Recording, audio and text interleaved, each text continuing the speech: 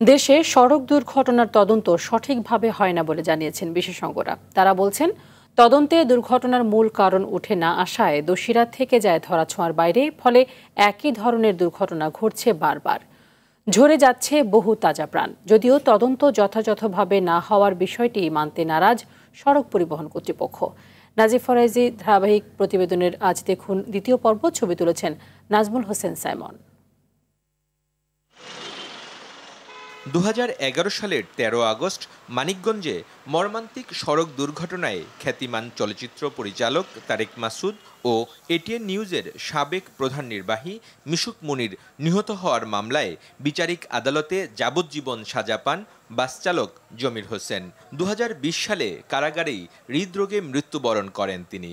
অথচ মৃত্যুর 2 বছর পর তথ্য উপাত্ত বিশ্লেষণ করে বুয়েটের দুর্ঘটনা গবেষণা ইনস্টিটিউটের পরিচালক জানান, বাস চালক সাজা ভোগ করলেও দুর্ঘটনা ঘটেছে তারেক মাসুদ ও মিশুক মুনিরকে বহনকারী মাইক্রোবাস চালকের ভুলে। ওই দুর্ঘটনায় তিনিও মারা যান।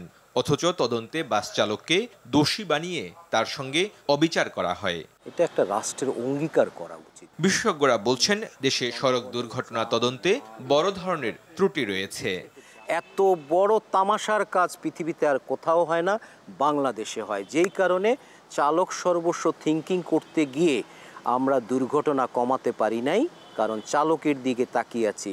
পুরো সিস্টেমের সাথে যারা যারা ভুল করতেছে, উপরের দিকে দায়িত্বে গাফিলিত করতেছে, যেগুলি রুট কজ, সেখানকে যদি আমরা ধরতে না পারি, জবাবদিহিতা করতে না পারি, যেটা আগে হতো না, আমরা কোনো দিন দুর্ঘটনা কমবে না। তারা বলছেন, সড়ক দুর্ঘটনা তদন্তে দেশে নেই আধুনিক ব্যবস্থা। এছাড়া বিভিন্ন বিভাগের মধ্যে সমন্বয়হীনতা তদন্ত প্রক্রিয়াকে আরও জটিল করে তোলায় দুর্ঘটনার মূল কারণ চিহ্নিত করা এবং ভবিষ্যতে দুর্ঘটনা প্রতিরোধে কার্যকর ব্যবস্থা গ্রহণ করা কঠিন হয়ে পড়ে। রোড ক্র্যাশের সঠিক তদন্ত কিভাবে হবে সেটাই আসলে নিরূপণ করা নাই। এটার জন্য পর্যাপ্ত লোকবল আমাদের তেমন নাই। এটার জন্য কে দায়ী, মালিকের কতখানি দায়িত্ব আছে, ড্রাইভারের কতখানি দায়িত্ব আছে, রোড যারা কনস্ট্রাকশন করেছে তাদের কতখানি দায়িত্ব আছে, এগুলো তো বর্তমান তদন্ত প্রক্রিয়ার মধ্যে অন্তর্ভুক্ত নয়। তবুও তদন্ত প্রক্রিয়াকে সঠিক বলছে সড়ক পরিবহন কর্তৃপক্ষ বিআরটিএ। আমাদের যে তদন্ত করার যে প্রক্রিয়ায় কোনো সমস্যা নাই। তদন্তের প্রক্রিয়া যে সিস্টেমটা, সেই সিস্টেমটা কিন্তু খুবই প্র্যাগম্যাটিক। বিশেষজ্ঞরা বলছেন, তদন্তে অবহেলার কারণে একদিকে দোষীরা পার পেয়ে যাচ্ছে, অন্যদিকে সড়কে দুর্ঘটনার সব উপাদানই থেকে যাচ্ছে, যার মাসুল দিচ্ছে গোটা জাতি।